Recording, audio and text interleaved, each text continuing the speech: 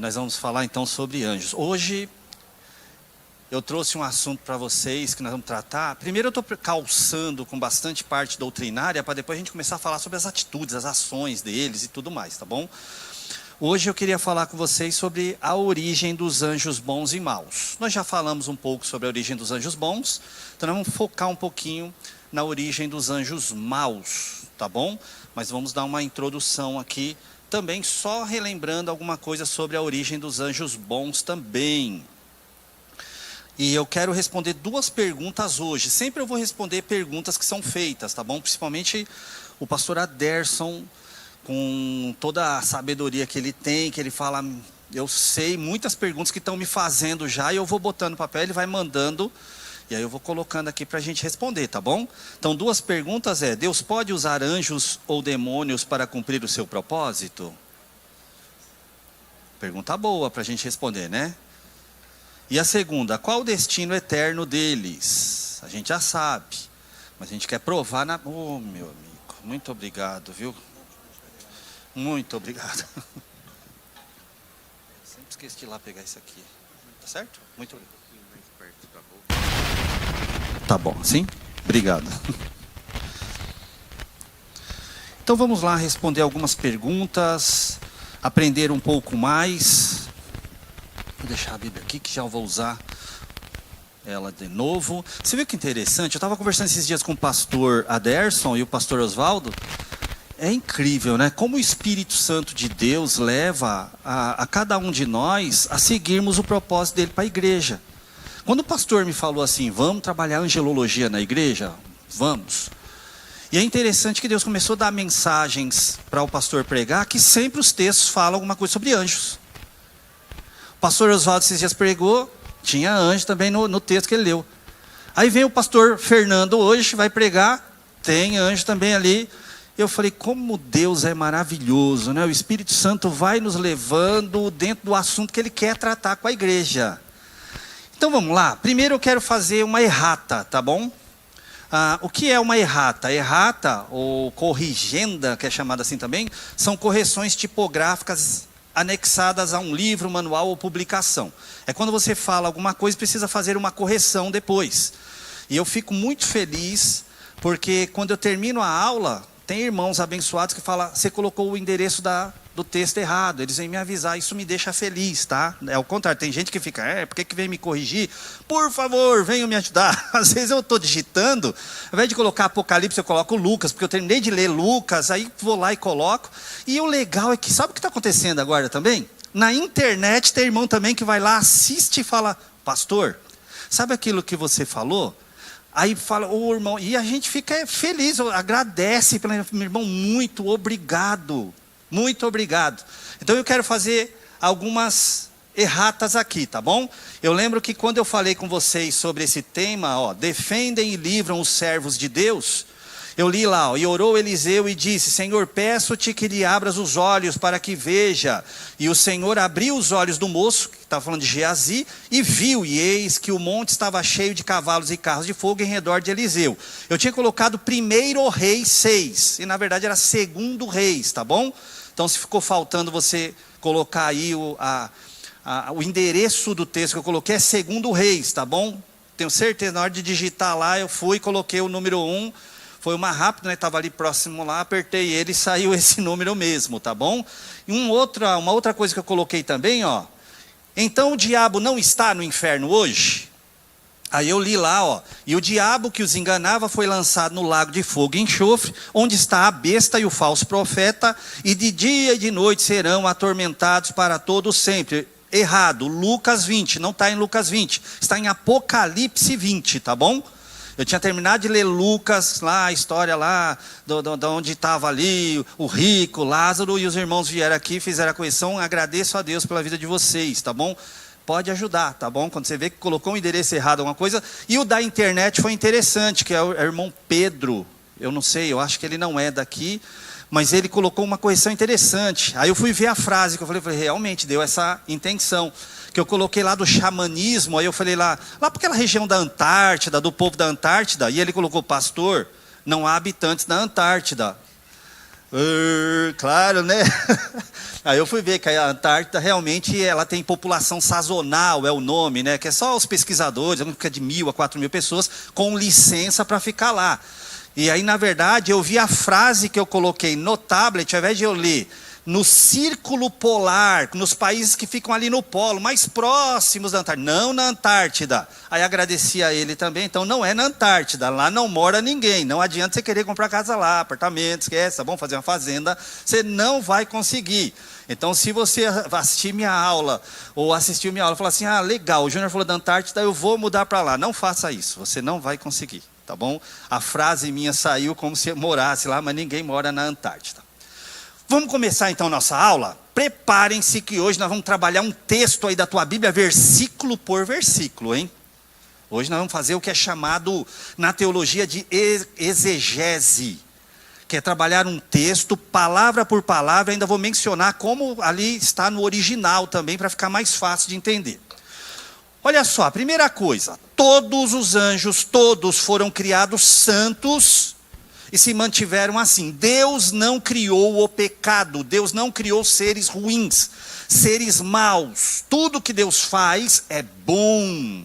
Pode ver que lá em Gênesis 1, termina de fazer alguma coisa e viu Deus que era bom, e viu Deus que era bom. E quando ele termina todas as coisas ali, ele fala, e viu Deus que era muito bom. Só tem uma coisa, agora é curiosidade, eu quero que você vá lá depois na sua Bíblia e procure. Quando Deus está fazendo ali a criação ali, tudo que Deus faz, fala assim, viu Deus que era bom, e viu Deus que era bom.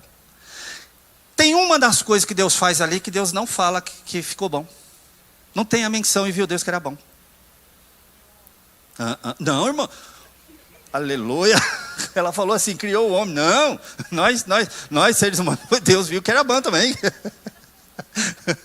Mas boa. Eu acho que hoje ele falaria,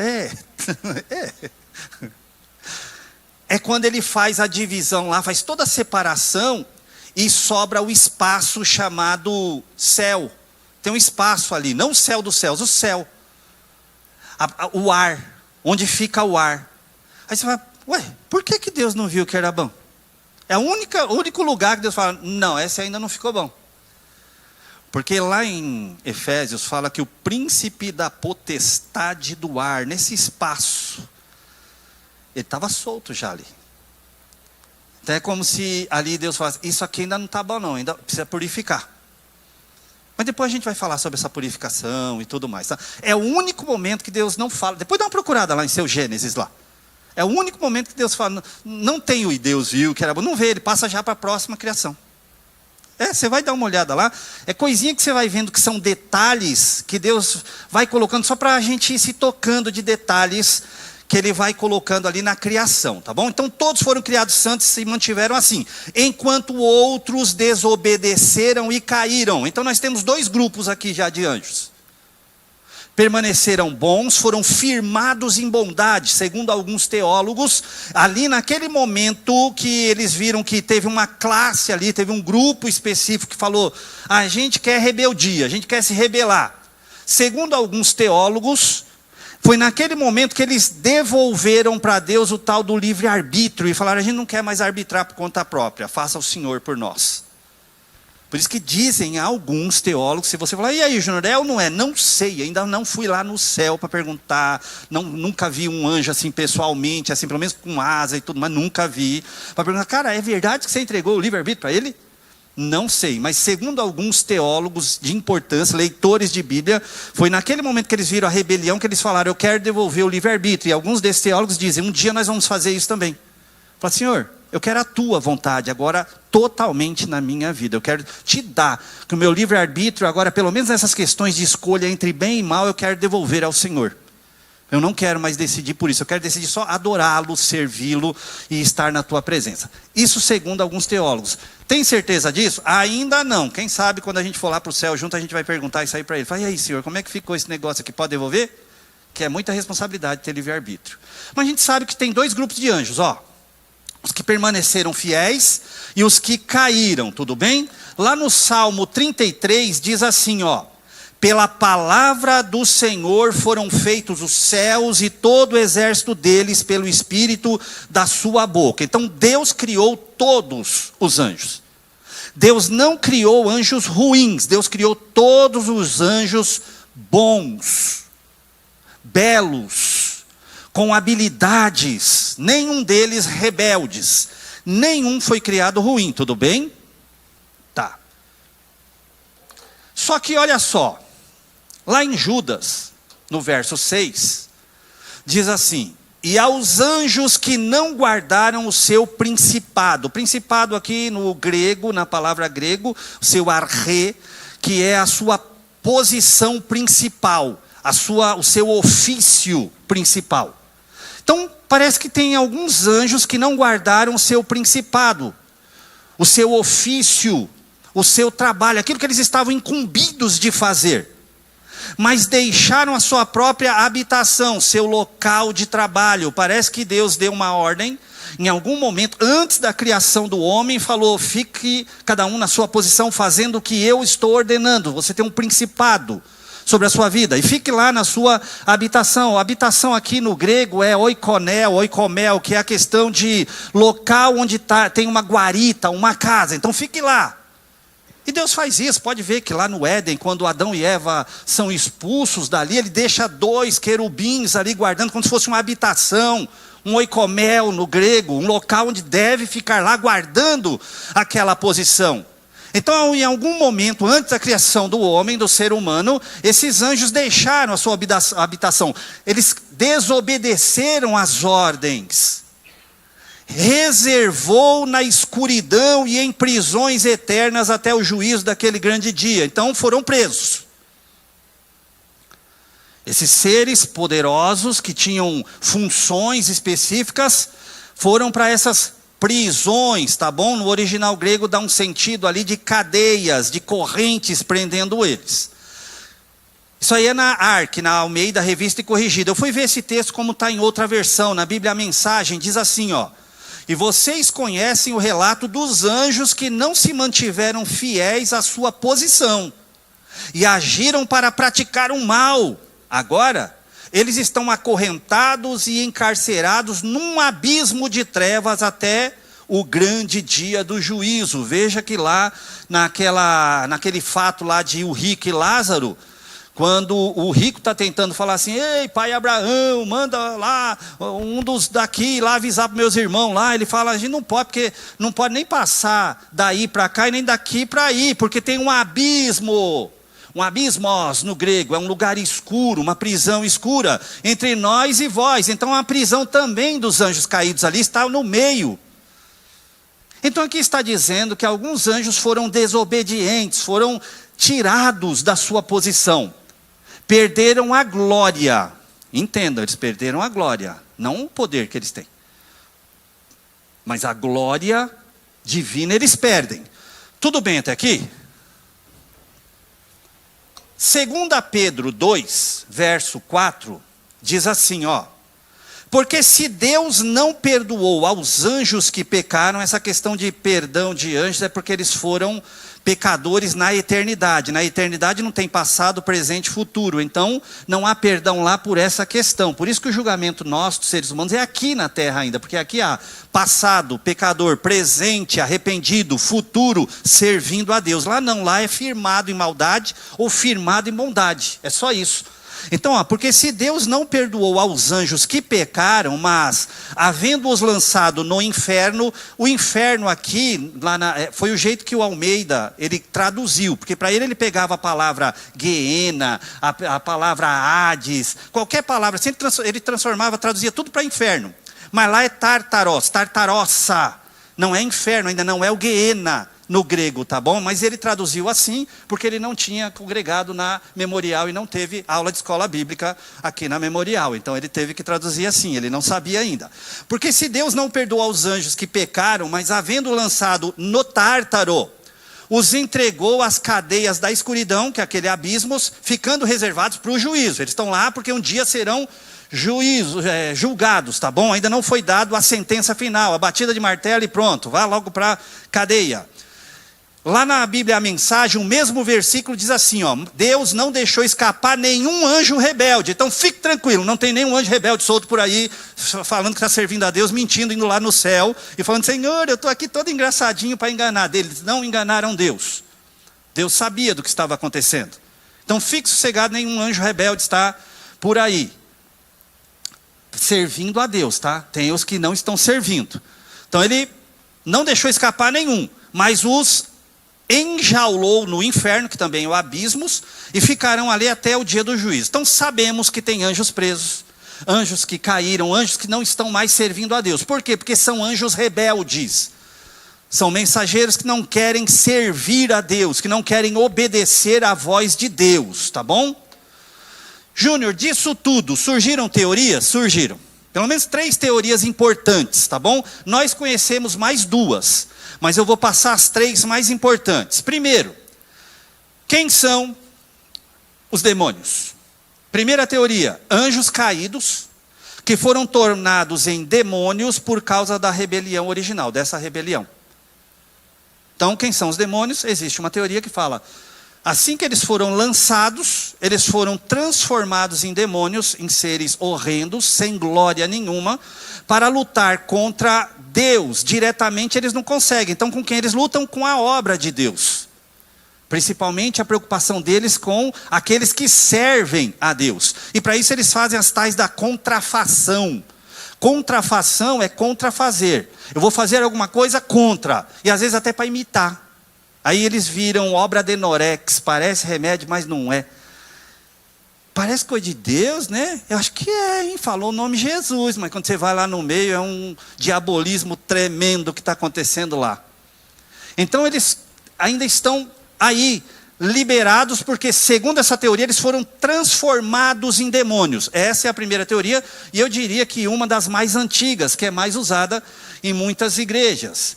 Outra teoria, segundo, são filhos ilegítimos de anjos e de mulheres pré-diluvianas. Quando fala lá que os filhos de Deus olharam as filhas dos homens e quiseram casar-se com ela, então eles falam assim, aí os anjos tiveram cópula, tiveram ato sexual com as mulheres da época, aí nasceram esses seres chamados demônios. Essa daqui já é muito questionável, ao meu ver, porque senão eu teria que recortar aquele versículo que Jesus fala que seremos como os anjos, nem nos casaremos e nem nos daremos em casamento, que é a parte da assexuação dos anjos. Eles não têm desejos sexuais, porque eles não têm esse corpo físico que nós temos e as necessidades físicas. Essa daqui eu questionaria, porque eu já falaria, então como é que eu faço com esse versículo lá na frente? Eu esqueço que ele existe, ou eu vou ter que reformular? Não sei, aí eu diria que essa daqui é um pouco mais problemática ao meu ver, tá bom? E existe uma terceira teoria, que essa aqui deu um bafafá, mas que hoje ela está sendo ensinada nas faculdades, porque é ela que mais se coaduna com o que até a paleontologia ensina, sobre, mas a Terra não é desde agora, tem a época jurássica lá, será? Tem épocas anteriores, será? Aí essa teoria aqui, ela veio responder algumas perguntas. Não posso explicar hoje com detalhes isso aqui, tá? Quem quiser saber mais, compra aquele meu livro que eu passei aquele dia, acho que foi na minha primeira aula lá, A Origem dos Demônios, que lá eu explico essa teoria. Teorias bíblicas surgiram, seres pré-adâmicos, são seres que viveram antes de Adão, não são homens, não são seres humanos, são hominídeos, que não tem nada a ver com o homem, até a quantidade de sangue que eles tinham era bem diferente da nossa, tamanho de cérebro e tudo mais, que aí seriam hominídeos que viveram aqui, que não foi feito a imagem e semelhança de Deus. Aí é uma outra teoria que quando eu fui defender isso aqui lá na teológica, eu tive bastante gente assistindo, tinha, graças a Deus, até psiquiatras, arqueólogos, paleontólogos assistindo no dia lá, porque eu queria mostrar o que este G.H. Pember, que foi quem pesquisou isso em 1876, ele falou sobre o assunto, e eu mostrei que era apenas mais uma teoria, tá? Também não coloquei lá como se fosse essa é a verdade absoluta e pronto, irmão, eu não tive lá. Quem já assistiu aquele filme 10.000 antes de Cristo, eu acho que aquilo é só um filme e tal, então eu não tive revelação, miragem, visagem, eu não tive nada. Foi só uma questão que eu pesquisei em G.H. Pember e coloquei para mostrar que é uma terceira visão, tudo bem? O importante é sabermos que demônios não são amiguinhos. Vou falar uma coisa séria aqui, irmãos, para que você vigie bastante, tá? Cuidado com esse negócio de amigo imaginário dos filhos, viu? Se seu filho anda tendo visão de amigo imaginário, nós temos um amigo melhor para o seu filho. O amigo Jesus, ele não é imaginário, ele é um amigo real. Também não vá lá expulsar demônio do teu filho. Em nome de Jesus, não faça isso. Ai, vem cá, sai em nome de Jesus. Não faça isso, irmão. Só apresente Jesus para ele. Conta a história de Jesus Cristo. Traga ele para a escola bíblica aqui. Nossos professores da nossa escola são maravilhosos, ensinando o amigo real, que é Jesus, e não amigo imaginário, tá bom? Cuidado com esse negócio. Quem está já lendo aquele livro, O Mundo Tenebroso, que eu passei aqui, eu acho que foi na segunda aula, os 2 volumes, vai entender o que eu estou falando. Muito cuidado com esse negócio de amigo imaginário. Se você anda vendo amigo imaginário também, em nome de Jesus, vai orar. Mande esse amigo imaginário embora, que ele tem outro lugar para ficar. Talvez um lugar chamado abismos, assim, ele tem que ir para lá. Não deixa ele perto não, tá bom? Não fica legal, não vai ser legal para você. Vamos então entrar agora num texto. Vamos fazer uma pergunta primeiro? Tá. Se caíram, alguém encabeçou. Teve um ser muito poderoso que encabeçou esses camaradas, esses anjos para cair. E como é que foi isso? A Bíblia conta. É que a Bíblia é interessante. Para ela mostrar coisas celestes, às vezes ela mostra primeiro uma coisa terrestre. Fica mais fácil. Se você vê lá, não precisa ver agora não, o Apocalipse 2 na sua Bíblia, no verso 8, que está falando ali da igreja de Esmirna, por exemplo, fala assim, olha, porque aí fica a sinagoga de Satanás. Sinagoga era igreja, mas principalmente a parte de orientação, de ensino. Sinagoga era lugar de orientação e de ensino. Mas estava falando assim, cuidado que na igreja de Esmirna aí está parecendo a sinagoga de Satanás, hein? Então ali já está mostrando assim, olha a Esmirna, nossa, que igreja estranha, cheia de ideologia, tem uns nicolaítas lá dentro, tem uns ensinamentos estranhos para desviar o pessoal da fé. Aí Deus usa João para falar assim, é como se fosse uma escolinha de Satã. Ali já está mostrando que Satanás gostou de fazer com aqueles anjos, fez uma escolinha, para ensinar umas ideologias erradas. Aí ele fala, cuidado que vocês estão fazendo igual. Já dá para nós termos uma ideia do que aconteceu e do que acontece às vezes. Satanás gosta de fazer escola. Gosta de fazer com que tenha doutrinas de demônios ideológicas para confundir a gente. Aí você vê a próxima igreja ali ainda no capítulo 8, que é a de Pérgamo, depois da de Esmirna. Você já vê ali que fala de um tal de trono de Satanás. Oh meu Deus, tem uma igreja lá que tinha um trono de Satanás dentro. Claro que está parecendo que lá em Pérgamo, o imperador da época mandou construir um trono lá com uma imagem dele para ser adorada.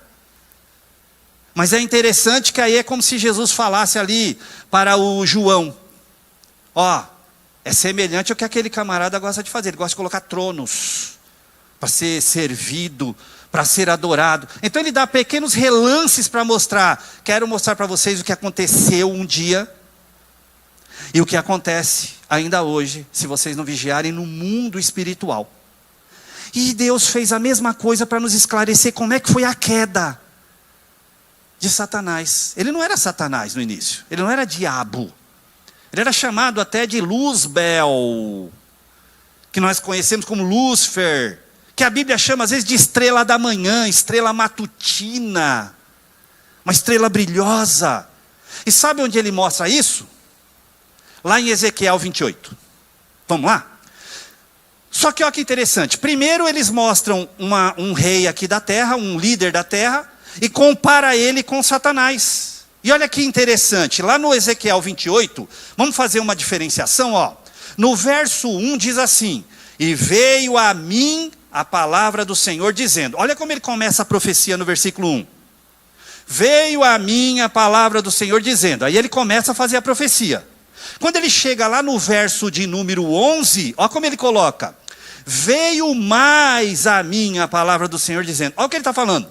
Aquilo já veio, agora tem uma coisa a mais. Opa. Aqui já é o profeta nos mostrando assim. Isso é uma coisa, eu estou falando de um assunto. Agora eu quero falar de um assunto similar. Por isso que veio mais, veio uma coisa a mais que eu quero que vocês entendam dentro desta primeira revelação.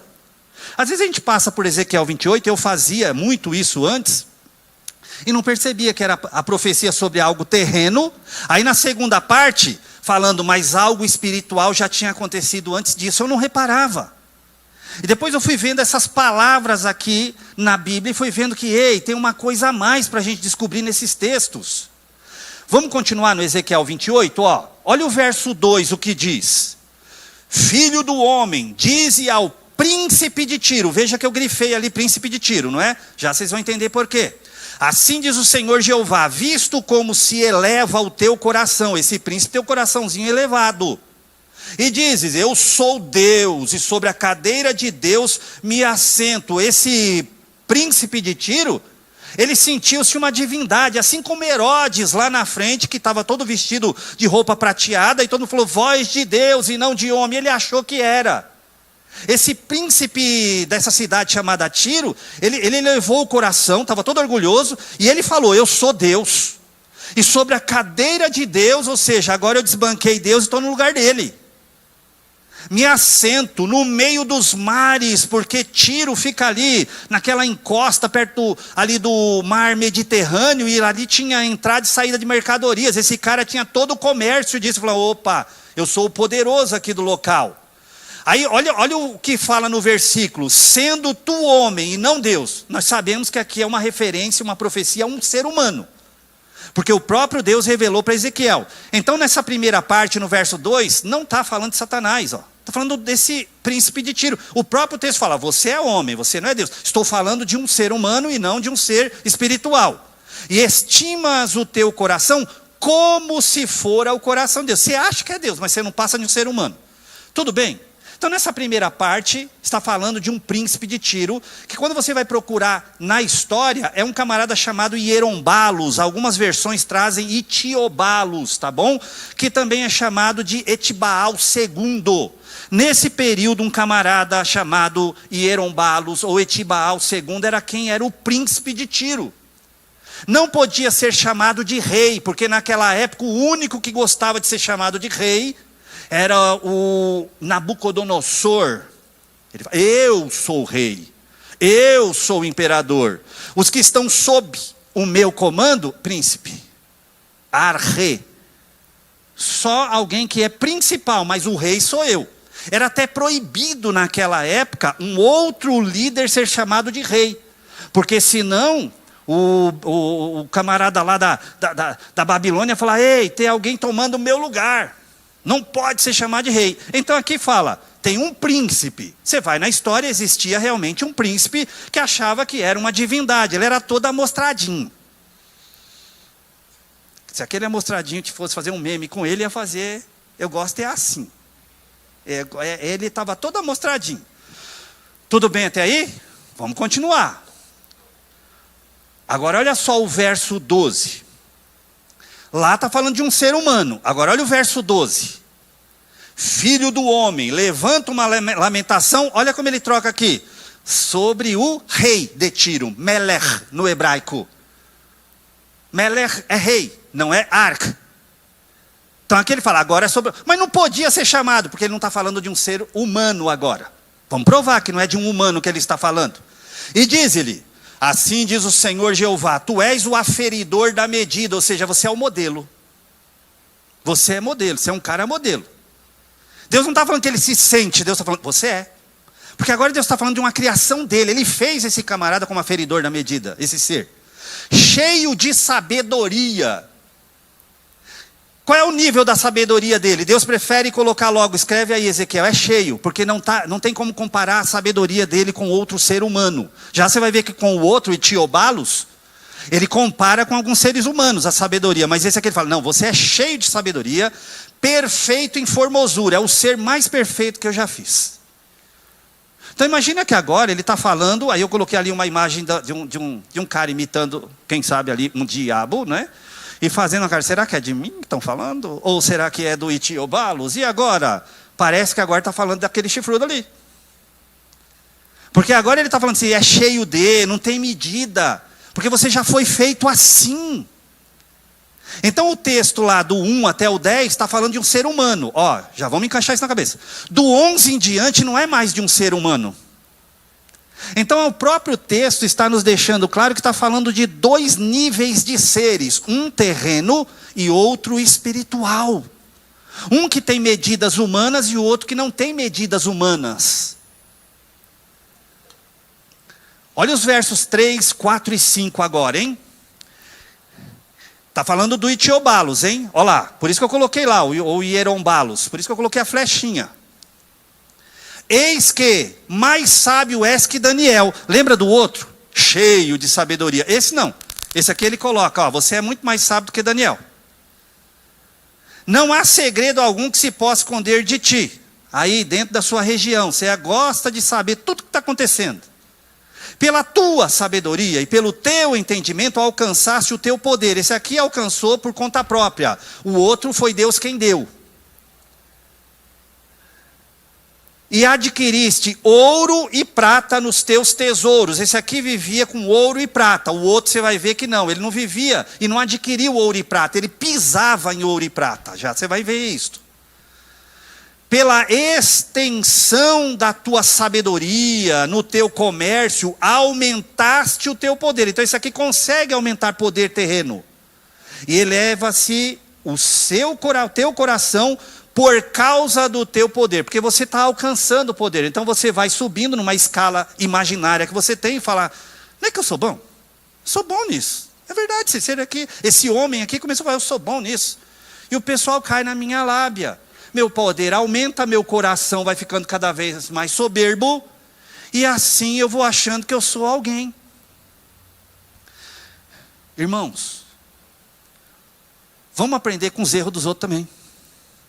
Sabe, você que toca, você que canta, você que prega, você que aconselha, você que ouve, você que sabe, um monte de coisa. É de Deus, é de Deus. Não deixa isso entrar no teu coração, não. Porque entrou no coração desse homem. E ele foi comparado com Satanás. Eu tenho uma tese de doutorado que eu fiz chamado A Síndrome de Narciso, a ordenação de Narciso. Cuidado para não ordenar o narcisismo que tem no seu coração. Que isso aí é chamado, eu até chamo isso lá na tese de Síndrome de Saul. Quem sabe podia chamar de síndrome de Hierombalos. Aí tem uma hora lá num capítulo que eu coloco mais forte, que nada mais é do que a síndrome de Satanás. Em nome de Jesus, que a síndrome de Satanás nunca entre no nosso coração. Juro que forte que você está falando, eu sei. Mas é porque eu quero que cada um de nós sejamos humildes na presença de Deus. Tudo que temos, tudo que somos, não importa o que é. Vai lá, faça igual os 24 anciãos lá do Apocalipse 4. Lance a sua coroa aos pés de Cristo. É Ele quem é merecedor de toda a honra, toda a glória. Tudo que você é, tudo que você tem é dele. Esse ser aqui não. Ele fala aqui, ó, elevou-se o seu coração por causa do teu poder. Então ele achou que era alguma coisa porque ele alcançou poder. Esse é o Hierombalos. Vamos ver agora o que fala do ser espiritual, que compara os dois, ó. Verso 13. Olha onde esse estava. Enquanto aquele lá estava em Tiro, olha onde esse outro ser estava. Estavas no Éden, jardim de Deus. Para aqui. Aqui já está falando. Esse ser do verso 11 em diante, é o mesmo que estava lá no Éden, jardim de Deus. Aquele que jogou aquela conversa mole para Eva. Aquele que vivia lá naquele local, logo que Deus criou todas as coisas. Estavas no Éden, jardim de Deus. Olha lá, aquele lá, ele alcançou tesouro. Ele foi lá e pegou ouro, pegou prata. Esse aqui não, ó. Toda a pedra preciosa era a tua cobertura. Aí fala um nome de pedras, ó. A sardônia, o topázio, o diamante, a turquesa, o ônix, o jaspe, a safira, o carbúnculo, a esmeralda e o ouro. Uau, peraí, está falando aqui... Era a tua cobertura, ele se cobria disso e ele andava sobre isso. Você reparou que muitas das pedras preciosas estão escondidas na terra, no fundo, tem que cavar. Agora eu vou falar uma coisa, não posso explicar ainda para vocês com detalhe, ainda não, tá? Está lá naquele livro, lá, A Origem dos Demônios, mas depois eu vou explicar para vocês aqui. Então, existia um Éden chamado Éden mineral aqui na terra, que é esse aqui, que Lúcifer vivia, junto com anjos. Que era coberto de minérios, eles pisavam em ouro, prata, sardônia, topázio, ônix, jaspe. Isso aqui não serve, eu sou mais do que o ouro. Um dia, quando ele foi expulso do céu, bateu, aconteceu um caos. Por isso a terra tornou-se sem forma e vazia. Aí todos esses elementos de riqueza foram para baixo da terra, foram enterrados. Aí depois Deus cria o homem, depois disso. Esse daqui ele pisa, depois vem o Éden natural, que é onde Adão e Eva viveram, não mais mineral. Era coberto não por minério, mas por natureza. Júnior, o que é isso que eu nunca ouvia falar? Karma, isso aí aconteceu, foi falado em 1876, foi cortado. Aí depois começou a retornar por causa de pesquisas e hoje está sendo bem ensinado nas faculdades. E hoje até mesmo alguns arqueólogos falam, ué, vocês crentes agora também estão até ensinando e até mostrando que está na Bíblia isso. Nós não é besta. Nós não somos anticientíficos. Nós só não queremos que a pseudociência fique atrapalhando as verdades bíblicas. Aí não. Mas a gente acredita em um monte de coisa. Desde que se coadune com a palavra de Deus. E se coaduna quando é bem pesquisado.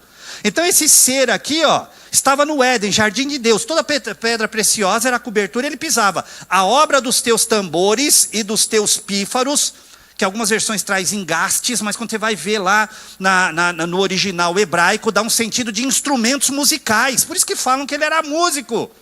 Irmãos músicos, em nome de Jesus, se convertam. Porque tanto as lideranças quanto musicistas e tudo, nós estamos em público, nós estamos na frente. E nós não podemos deixar nada ficar elevando o nosso coração, porque tudo que fazemos é para Ele. É por Ele, é dele. Olha então, ó, a obra dos teus tambores, dos teus pífaros, estava em ti. Ou seja, parece que ele era um professor disso, estava nele a obra, o trabalhar nisso. No dia em que foste criado, foram preparados. Então, Deus já faz esse ser, parece, e prepara a sua. E fala, e você que vai ser o líder disso, você que vai ser o professor disso. Aqui está falando do diabo, antes de ele ser diabo. Olha o verso 14. Quem era ele? Tu eras querubim ungido para proteger. Ele não era só um querubim. Querub, no hebraico, significa cobrir, guardar, proteger. Querubim é plural. O im é mensofit no hebraico, que é o plural dos hebreus. Aqui fala que ele é um dos querubins, só que ele é um querubim ungido. A palavra ungido significa aquele a quem é enjeitado ou dado dignidade e honra acima dos demais. É por isso que fala assim, fulano foi ungido a pastor, foi dado uma dignidade e honra a mais. Então aqui fala, tu eras um querubim, mas você tinha uma dignidade a mais dos outros. Para quê? Para proteger, para guardar.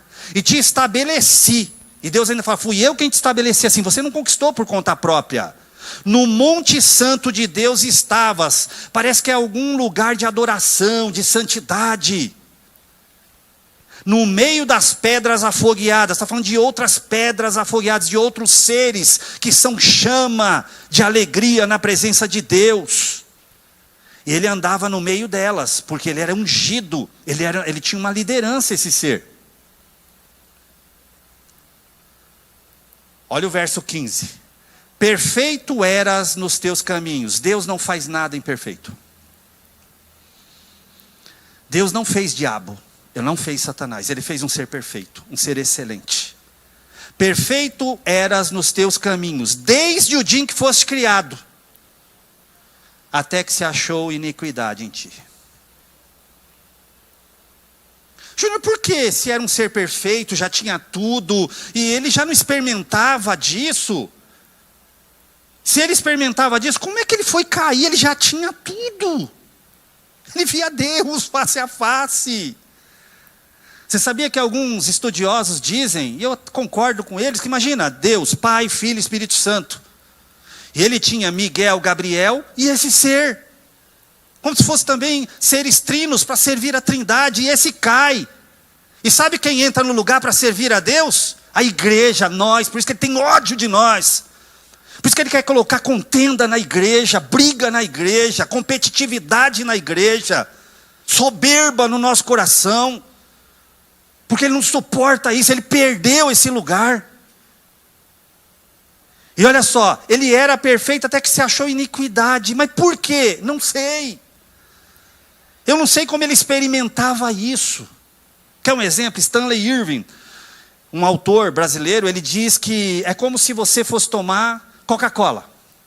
Faz de conta que você gosta de Coca-Cola e eu também gosto de Coca-Cola. Eu gosto, tá? Na verdade eu gosto mesmo, eu só não posso ficar tomando, mas eu gosto. Aí estamos nós dois lá, e a gente pega um copo de Coca-Cola. Olha eu dando fome em vocês, ó. Copo de Coca-Cola com gelinho e limão. Aí eu tomo um gole e falo, que delícia. Aí você vem, toma um gole também e fala, que delícia. Nós dois usamos o mesmo termo, delícia.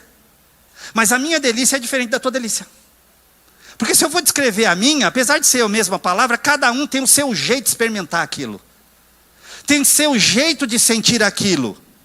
Esse ser também teve o jeito dele, eu não sei como ele sentiu isso. Eu sei que ao invés de ele coadunar o seu sentimento com o que Deus quer, ele simplesmente teve uma impressão pessoal e viveu aquela impressão. Falou, não está bom ainda, não está bom. Eu quero mais. Eu quero mais, eu quero alguma coisa muito individualista. Por isso se achou iniquidade neste ser. Olha o verso 6. Agora volta lá para o Itiobalos, Hierombalos. Portanto, assim diz o Senhor Jeová, pois que estimas o teu coração como se fora o coração de Deus, veja que aquele ser, ele acha que o coração dele, os sentimentos dele, tudo que ele sente, é como se fosse Deus sentindo. Então Deus vai fazer uma promessa para o Itiobalos. Será que é a mesma promessa que ele vai fazer para o Luzbel? Vamos ver. Continua lá, falando de Hierombalos, ó, versos 7 e 8. Eis que eu trarei sobre ti estranhos, pessoas que ele não conhecia, os mais formidáveis dentre as nações, os quais desembainharão suas espadas contra a formosura da tua sabedoria. Ele está prometendo que iriam entrar em guerra contra Hierombalos.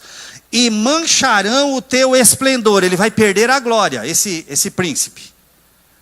Como é que ele vai perder a glória? Olha o verso 8. A cova te farão descer. Esse morre, porque ele é ser humano morre. A cova te farão descer, e morrerás de morte. Esse tem morte, porque é ser humano. Dos traspassados no meio dos mares. Ou seja, alguma coisa vai traspassar seu corpo. Você vai ler a história, ele foi traspassado por uma lança realmente. Ele morreu com uma lança que foi lançada nele, e transpassou esse homem, e ele morre ali. Então, a promessa para esse é uma morte física. Vai morrer, vai descer a cova. Mas e o Satanás? Ele não tem corpo físico, ele não morre. Versículo 16. Na multiplicação do teu comércio, ou das suas conversas, comércio aqui no hebraico dá sentido de conversa e comunicação, se encheu o teu interior de violência e pecaste. Pelo que, olha só, isso aqui não vai morrer. Te lançarei profanado. Ele vai ser lançado numa situação, de um cargo. Estava elevado, vai ser lançado. Profanado ainda, não mais exaltado, mas profanado, fora do monte de Deus. Então ele sai do monte de santidade, e te farei perecer, sofrer, não morrer, mas sofrer, ó querubim protetor, entre pedras afogueadas, entre esses outros seres que também são chama, entre os outros anjos, porque parece que essas pedras também seriam lançadas junto com ele. Então esse aqui vai ser lançado, vai ser atirado, vai ser tirado de uma posição, e não morto, porque esse não é físico. Olha o verso 17. Elevou-se o teu coração por causa da tua formosura, corrompeste a tua sabedoria por causa do teu resplendor. Já era formoso, mas deixou a formosura dele produzir soberba. Ele já tinha resplendor de glória, ele refletia a glória de Deus, mas foi corrompida, porque ele queria a glória agora só para ele. Ele achava que ele era fonte de glória. Por terra te lancei. Enquanto o Hierombalo já estava na terra, esse não estava, ele tentou subir. Já nós vamos responder uma pergunta. Ué, então o pecado aconteceu lá no céu? Não, já nós vamos entender. Tem um hino da harpa que diz assim, no céu não entra pecado. E é verdade, não entra pecado não. Tá, nós vamos ver onde ele estava. Aqui fala, ó, por terra eu te lancei, diante dos reis te pus, dos outros líderes. Ficaram, ué, você caiu? Você falou que ia subir? Você falou que ia tomar lá o trono? Você falou que ia levar nós junto? Agora você cai? Para que olhem para ti e fiquem falando, que lição, hein? Não dá para competir com o Altíssimo. Então esse não morre. Esse é colocado como espetáculo. Olha os versos 9 e 10. Vamos voltar lá para o Itiobalos. Dirás ainda diante daqueles que te matar. Então ele vai falar para aqueles que vão matar ele. Eu sou Deus? Mas tu és homem, não Deus, na mão do que te traspassa. Então ele fala, mas eu não sou Deus? Aí os ouvintes dizem, não é nada, você é homem, vou te matar para provar que você não passa de um ser humano. Da morte dos incircuncisos morrerás, por mão dos estranhos, porque eu falei, diz o Senhor Jeová. Aqui acaba a profecia do Hierombalos. É um ser humano, que foi provado na história que ele existiu, que era todo exaltado, todo amostradinho, como eu falei. Mas a outra profecia continua, porque é um ser diferente. É um ser espiritual, por isso que lá no verso 18 fala, pela multidão das tuas iniquidades, pela injustiça do teu comércio, profanaste os teus santuários, os teus lugares onde você adorava, os lugares onde você era exaltado, você profanou isso. Eu, pois, fiz sair do meio de ti, do coração, do centro dele, um fogo que te consumiu a ti, a inveja, fogo da inveja, da competitividade, e te tornei em cinza sobre a terra, aos olhos de todos os que te veem, dos outros seres que você governava. Você não é mais esse ser todo glorioso, você precisa fingir glória, você precisa fingir poder agora. E ele finge poder, ele finge glória, ele tenta nos enganar, mostrando que é poderoso. Todos os que te conhecem entre os povos estão espantados de ti. Acho que era o 19, né? Eu coloquei o 9, né? Era o 19, tá bom? Mais uma errata, a gente já está fazendo ao vivo. Estão espantados de ti. Quer dizer, todos os outros anjos ali estão espantados. Em grande espanto te tornaste. Aqui falam que é por isso que falam que ele ficou feio. Eu não sei se ele é tão feio não, porque parece que ele é tão bem visto por algumas pessoas. Eu acho que ele se transforma. É um Transformers espiritual assim. E ele engana muitos. E nunca mais serás para sempre. Aquele morre e esse aqui não morre. Só fala, você não vai mais ser aquilo que você era. Nunca mais. Nunca mais, porque esse não morre. Esse passa por um processo de perda de glória. Tá, isso aqui foi toda a história, a narrativa do que aconteceu, tudo bem? Lembra que eu falei para vocês, mas o que estava passando no coração daquele ser? Porque ele queria o pódio. Porque ele queria subir lá e ser alguma coisa mais do que Deus já tinha dado. Olha, só ele sabe exatamente o que aconteceu no coração. Mas um vislumbre do que passou no coração e na mente desse ser, a Bíblia também mostra. Como a Bíblia é completa, não é? Está lá no Isaías 14, vamos dar uma olhada? Ó, Isaías 14, 12, diz assim, ó, falando desse ser. Como caíste do céu, ó estrela da manhã. Ó a estrela da manhã aparecendo aqui. Então ele caiu do céu. Porque parece que então ele estava tentando subir até o trono. Filha da alva. Como foste lançado por terra. Lembra da promessa que ele seria lançado? Aqui o texto já fala, como você foi lançado? Tu que debilitavas as nações, enfraquecias as pessoas com sua conversa, com seu comércio. As nações aqui está falando, é os outros seres que estavam aqui também. Também está falando de um príncipe aqui da época, mas agora comparando-se com esse ser que era o Luzbel. Eu falei, rapaz, como é que pode? Você tinha tanta coisa. E você caiu. O que passou no teu coração? É como se Deus falasse assim, agora eu vou revelar o que estava passando no coração dele. Não dá para dar detalhes, mas vou mostrar o que estava passando no coração dele. Vamos dar uma olhada no verso 13? E tu dizias no teu coração, olha o que passava no coração dele. Olha aqui a mesa redonda do eu dele, o que passava.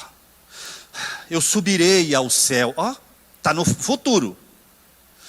Ele ficava olhando e falava, eu sei que eu estou aqui no Monte Santo de Deus, eu estou aqui no Éden Mineral, mas eu estou projetando um trem aqui que vai dar certo. Vai dar certo, galera, vai dar certo. Eu vou subir ao céu. O que você vai fazer lá? Vai falar assim, Senhor, fala que teu servo ouve? Não. Ele fala, acima das estrelas de Deus. Lembra que ele era estrela da manhã? Estrelas na Bíblia, às vezes está se referindo a outros anjos. Olha o que ele está falando, eu quero estar acima de todos. Sabe aquele tal de Miguel? Eu quero estar acima dele. Aquele tal de Gabriel, eu quero estar... Eu não quero nenhum anjo acima de mim, eu quero estar acima de todas as estrelas. Todas. Só há um que ordena todas as estrelas, é Jesus. Ele queria ser um Jesus. Exaltarei o meu trono. Agora já é dele, não é mais de Deus. É tão ruim quando a gente fala, é o meu ministério, é o meu dom, é a minha bela voz, a minha didática de ensino, é tua nada, não tem nada teu, é tudo de Deus. Tudo que você está alcançando é Deus. Esse aqui eu vou exaltar mais aí no meu Deus. Eu tenho o poder de exaltar o meu trono. E no monte da congregação me assentarei. Ou seja, quando os anjos se unirem, e lá em Jó 2 mostra que na reunião dos filhos de Deus, os anjos se reúnem para reuniões. Ele fala, nessas reuniões eu quero me assentar. E eu quero me assentar num lugar especial, ó. Da banda dos lados do norte. Quando a Bíblia fala bandas do lado do norte, está falando da acima, não aqui no sul. Eu quero colocar meu trono acima de todos eles, eu quero ser reverenciado. Irmão, ele queria montar um quarteto fantástico lá no céu. Não é mais trindade, uma trindade de 4 pessoas, mas não deixa de ser trindade. Ele queria falar, ó, bota o trono teu para lá, bota o seu sofá para colar, eu quero sentar no meio. Eu quero colocar meu trono, eu quero elevar, eu quero ficar lá no lado de cima, no lugar mais alto. Aí ele fala assim, ó, subirei acima das mais altas nuvens. A Bíblia, quando fala de nuvens no Antigo Testamento, está falando de glória. Lembra da Shekinah, que é a nuvem que representa a glória? Então, aqui ele está falando assim, eu quero as mais altas Shekinahs, as mais altas glórias, eu quero ser adorado. Eu quero sentar lá, eu quero estar acima da adoração, que eu seja o primeiro a ser adorado. E serei... Nisso ele foi coerente, na última frase. Pelo menos ele não foi tão bié quanto eu imaginava. Ele parou para pensar e falou, acima do Altíssimo não dá, mas já sei, quarteto fantástico, eu vou ser semelhante, pronto. Não quero mais trindade. Gente, acabou, não tem mais trindade, agora é quarteto, está aqui no céu, hein? Por quê? Porque eu decidi. Então ele achou assim, eu quero ser semelhante, eu não criei nada, eu fui criado, mas eu quero ser tido como fosse um criador. Sabe aquele indivíduo, não sei se você conhece alguém assim, eu acho que não, que os outros fazem e ele que leva a fama? Conhece alguém assim? Ora por ele, irmão, pode ser síndrome satânica. E esse aqui fala, não, eu não fiz nada, eu fui feito, tudo foi dado por ele, mas eu quero meu trono do lado. Eu quero receber aquela glória. Olha o que estava passando no coração desse ser. Verso 15. E contudo, levado serás ao inferno, ao mais profundo do abismo. Você não vai alcançar isso. Não dá certo. Se a glória não for de Deus, não dá certo. Se não for jogado tudo no trono, aos pés de Cristo, não vai dar certo. Por isso eu quero me fazer uma pergunta, se você quiser se fazer também, para onde eu estou mandando a minha glória? Quando eu recebo um elogio, quando eu recebo alguma coisa, o que eu estou fazendo com isso?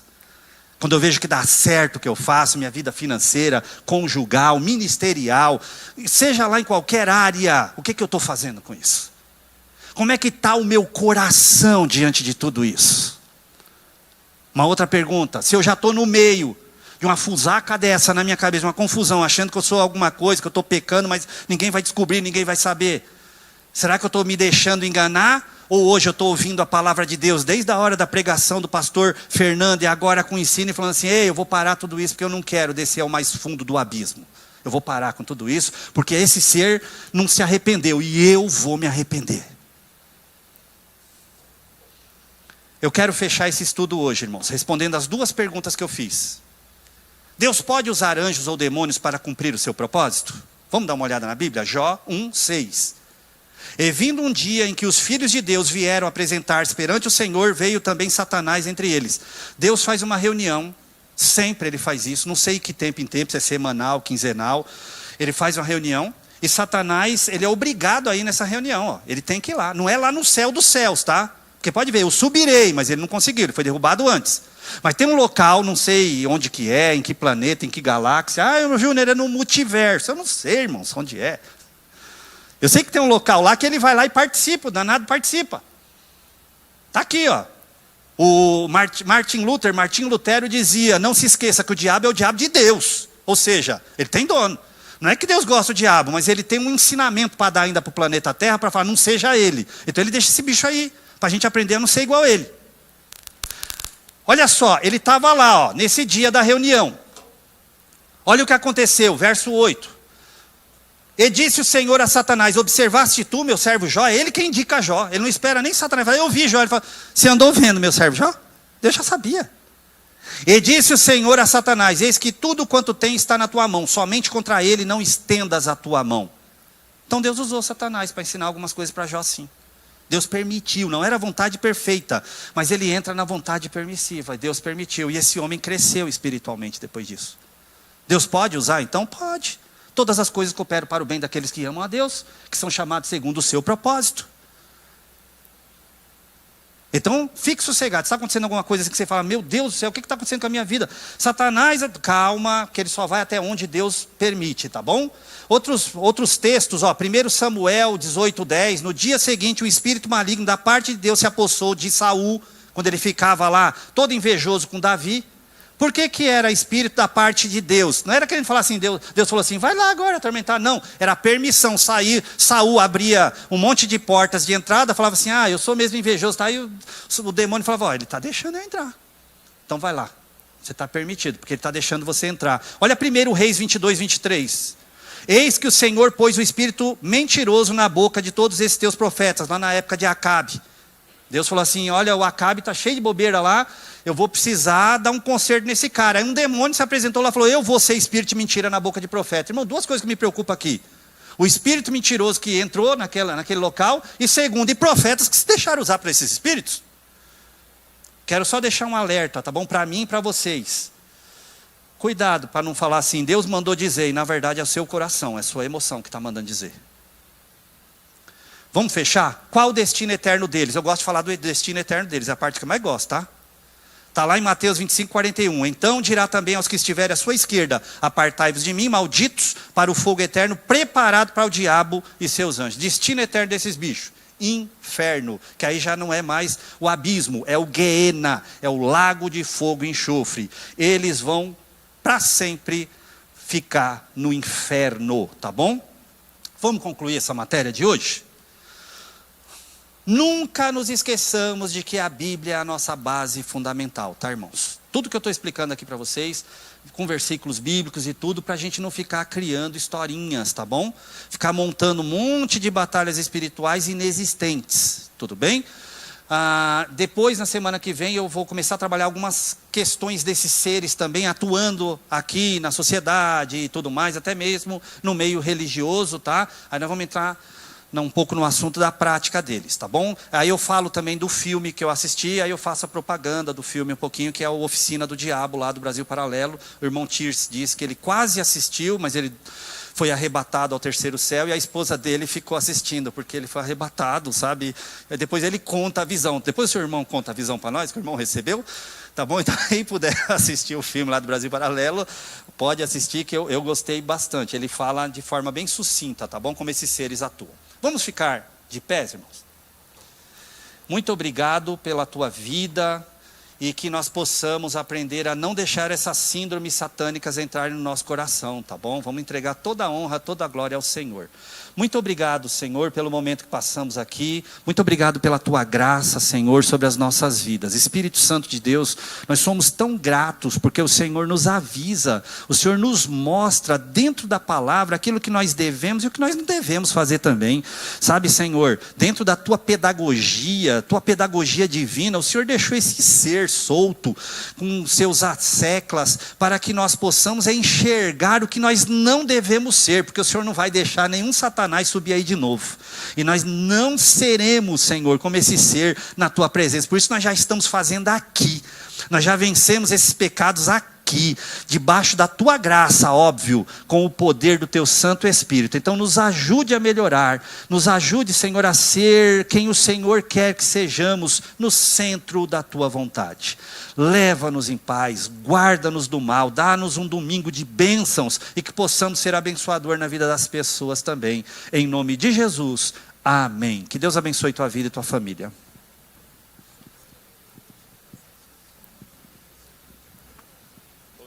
Obrigado, Pai, meu irmão, Deus abençoe.